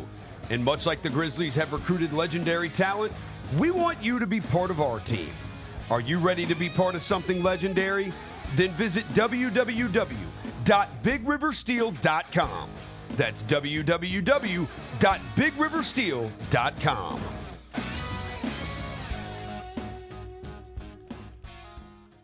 Kroger shoppers and Grizz fans, want exclusive last-minute discounted ticket deals texted straight to you? Sign up with the new Kroger Buzzer Beater deal. Fans can sign up by texting Grizz to 636-479 or visit your local Kroger store in the Delta Division and scan the QR code. By signing up, you agree to receive recurring automated promotional and personalized marketing text messages from the Memphis Grizzlies. Consent is not a condition of any purchase. Message frequency varies. Message and data rates may apply. What do you bring to the table? Like, you want people to describe Kareem Lopez, the basketball player. What do you want to hear? I feel like I'm just a winning player. You know, someone that's gonna contribute to winning, a competitor. You know, a high IQ player. You know, someone that's gonna play the right way. And yeah, like I said, like the first thing I said, just contribute to winning. The Chris Vernon Show, live on weekdays at noon on YouTube at Grind City Media and the official Grind City Media app. The Grizzlies are on their way to a new era, and now's the perfect time to buy in and secure your seat to witness history. With the 2026-27 half-season tickets, you can see the future take shape in real time. With a talented draft class joining our young core and starting this season, half-season ticket holders can own the moments with all new MVP benefits, including inside access to exclusive events, perks that match your passion, and rewards that take your fan experience to the next level. More information, visit grizzlies.com/tickets or just call 901-888-HOOP or grizzlies.com/tickets.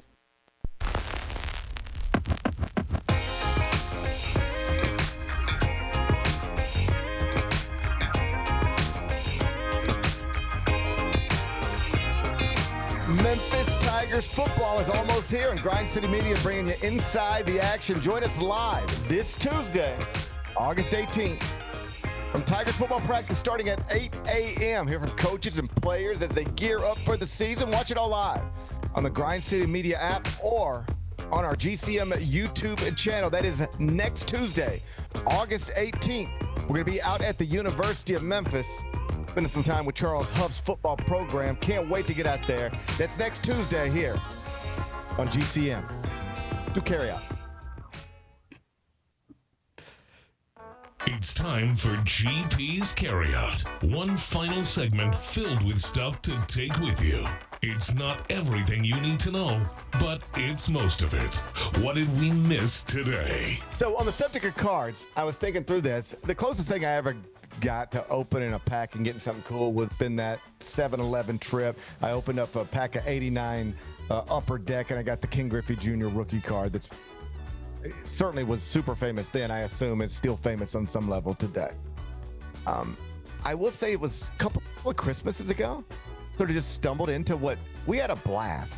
Like if you're a father who cares about baseball at all, and you got kids who are interested in cards at all, do this sometime. Because we did this. It was my favorite memory from this particular Christmas.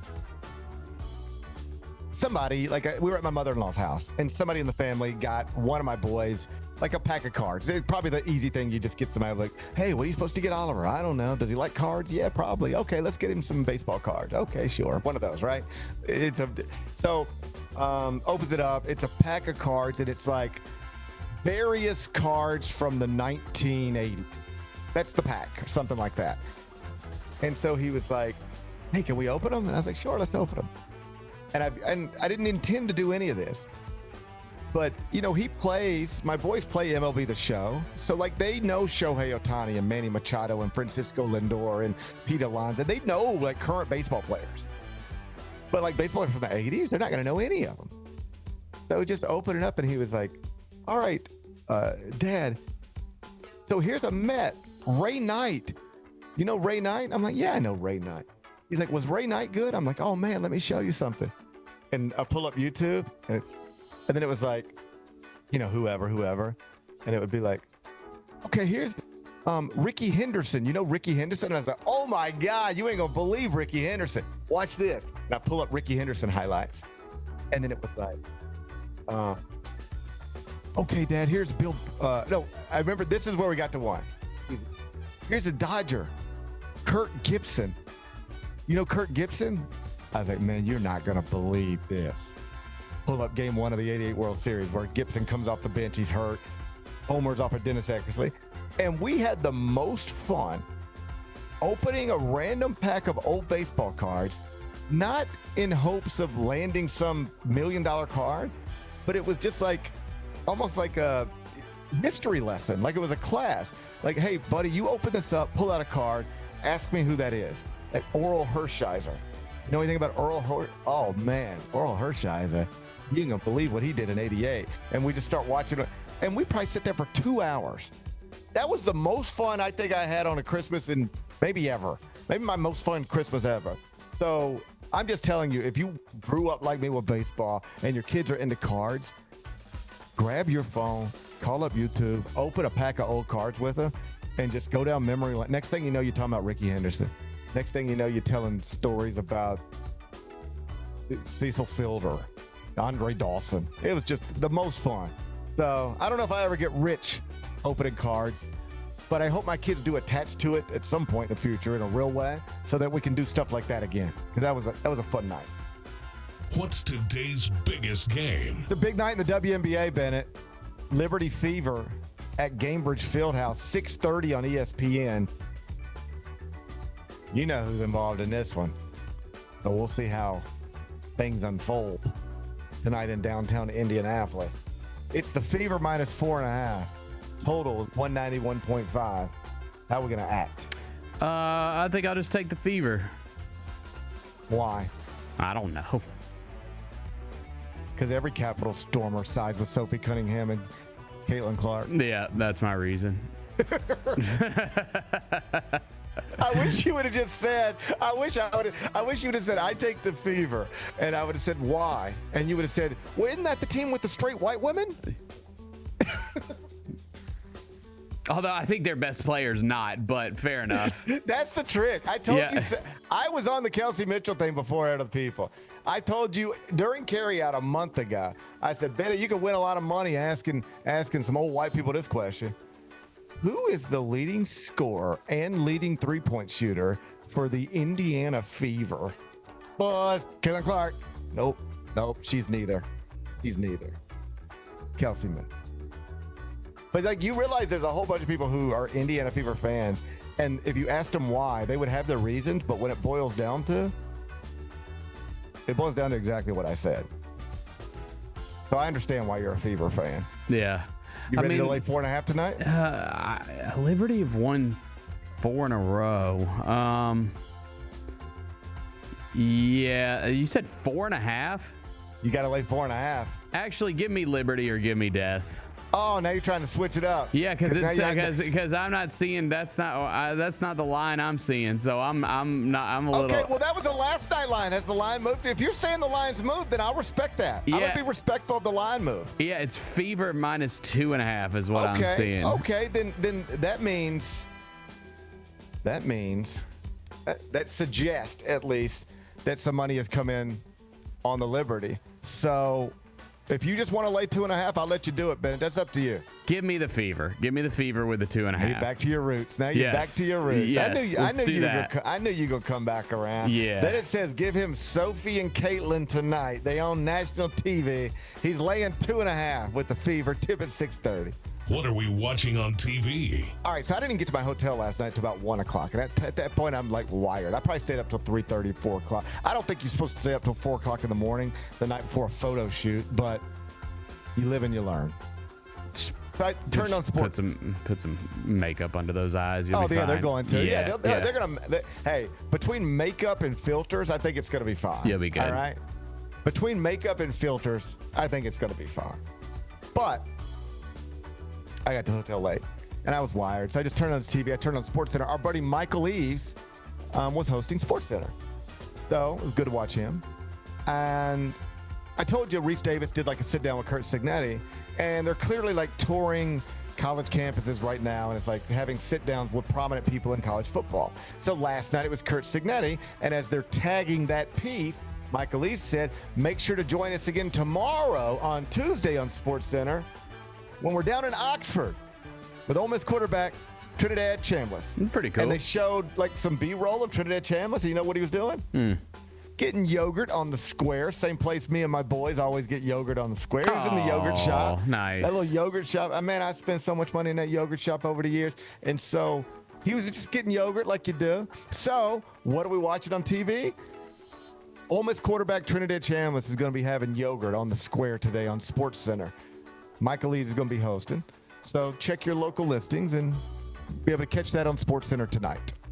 What's the best thing we've read? Version 22 of the top 25 and 1 has been updated. I had to make some changes because of these fifth-year players getting eligible and committing. Gonzaga, the biggest mover, because they had added 2 fifth-year players in the past week. So Florida's still number 1, Duke's still number 2, Arkansas still in the top 10, but Gonzaga back up to number 11. Mark Few's team going to be the preseason favorite in the new Pac-12. You can read that on the college basketball page, cbssports.com. What's on tap for tomorrow? Well, tomorrow's going to be Wednesday. I'm going to fly back to Memphis as long as everything goes well. Be back in studio with Bennett. Feel Fort Tough, all that stuff. Chris Varnish should join us in the first hour, so that'll be fun. We'll continue to get ready for the FESJC. We should be getting 2 times any day, any moment. Looking forward to that. So enjoy the rest of your day. Try to enjoy mine. And then we'll meet back here tomorrow at 10. Till then, be careful, be kind, be good. Rep your hood. This Photoshop job of the College Football 27 cover for this year is atrocious. Like, who made this? It's so bad. This is the deluxe edition. So you have to pay extra to get Kurt Signetti on. Oh, I'm sorry. You're paying extra to get Kurt Signetti? Tune in to the Jessica Benson Show with CJ Hurt live every weekday at 8 a.m. on YouTube at Grind City Media and the official Grind City Media app. Let's face it, there's a lot of trash talk in basketball, but the great teams let their performance do the talking. Like Ford F-150 with Pro Power on board, a class-exclusive industry-first feature that turns your truck into a mobile generator and leaves the competition speechless. Ford F-150, official truck of the Grizzlies. Greatness starts here at your Mid-South Ford dealer. Class is full-size pickups under 8,500 pounds, GVWR. Sonic Radio. Welcome back to Sonic RNDIO. That spells radio with me, the CIO. This just in, the new Sonic $1.99 menu lets you build a crave-worthy meal for just $1.99 an item, whether that's a creamy shake, crispy tots, or a quarter-pound double cheeseburger. This just out. Ostriches. They're mean, not very cute, and in my opinion, way too big for a bird. Don't miss the Sonic Fun 99 menu. 5 items, always $1.99. Live free, eat Sonic. Tax not included. See menu for details. Whole city turns up. Where the best belong. Never love. Shit, never love. 901 to the world, let them know we gotta never love. Yeah, never love. Bluff City show out, gotta never love, never love. Shit, never love. Got soul, got heart, got pride, gotta never love. Yeah, never love. 901 to the world, let them know we gotta never love. Each challenge is unique, so each game plan is customized to identify opportunity and the path to victory. It's true in basketball, it's true in banking. Grizzlies Checking from Pinnacle with personalized planning and advice. Play hard, bank easy. Open a Grizzlies checking account with at least $100 and a recurring direct deposit by May 30th, and you could receive a $200 direct deposit bonus into your account. Details at grizzliesbanking.com. Member FDIC.